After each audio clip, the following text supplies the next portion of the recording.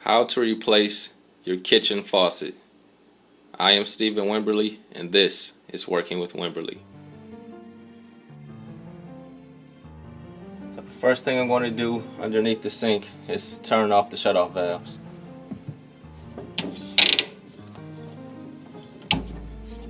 Check the faucet after you've turned off the shutoff valves to make sure there's no water coming through.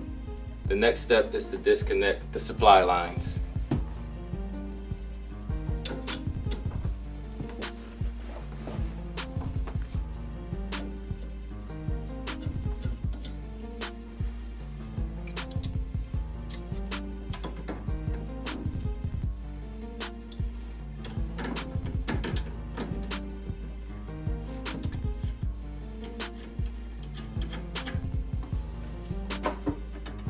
After disconnecting the supply line from the shutoff valve, the next step will be to disconnect the supply line from the faucet here and also here. And after I disconnect those, we'll loosen these plastic nuts and take these off. There's a gray one here and a gray one here, and the plastic nuts are actually what hold the faucet onto the sink.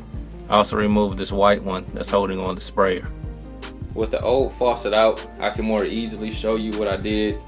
So after you disconnected the supply lines from the shutoff valve, the next thing that I did was disconnect the supply line from the actual faucet on the cold side and on the hot side. After the supply lines are removed, then I remove the plastic nuts that actually hold the faucet to the sink. And once you get those off, this part will come loose.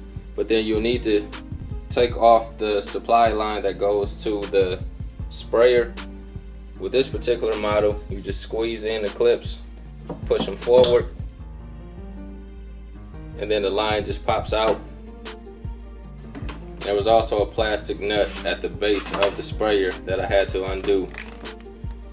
Once you do that, the faucet will come out. So to install the new faucet, I'll put the plate down first.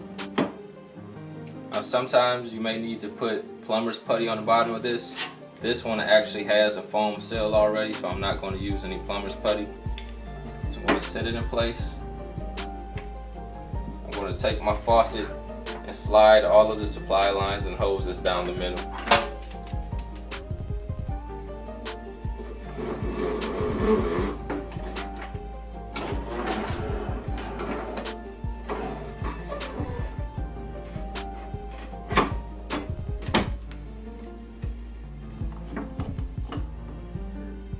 I actually moved the faucet so I can more easily show you what the next step is. There's not a lot of room under there to film. So the next step, after you put it through the hole in the sink, with this particular model, you're going to extend the sprayer all the way out. So with it extended out, the next thing will be to slide on the washer. Actually, it has grooves to fit around both of these supply lines for the hot and cold. Then you'll take the nut and thread it on. This also comes with the tools to help you thread the nut all the way on. It looks like this. So you put this on, you can thread it. And if you don't have enough leverage to get good torque on the nut, there's a hole in it where you can put your screwdriver through and more easily turn the nut.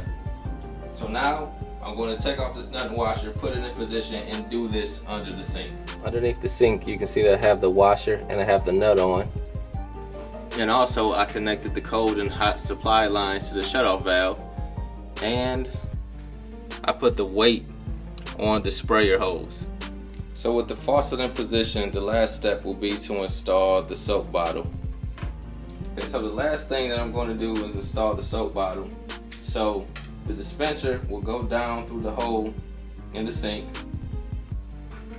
I'll do that first, and then the nut will come up and I'll tighten the nut all the way up. This will secure the top to the sink.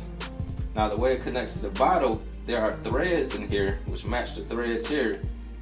So while this is in place, you just spin the bottle and it'll secure itself to the dispenser. So now I'm going to do this on the actual sink. The last step is to turn on the shutoff valves and check for leaks. After that, this job is done. If you found this video helpful, be sure to subscribe to the channel, give me a thumbs up, and leave a comment.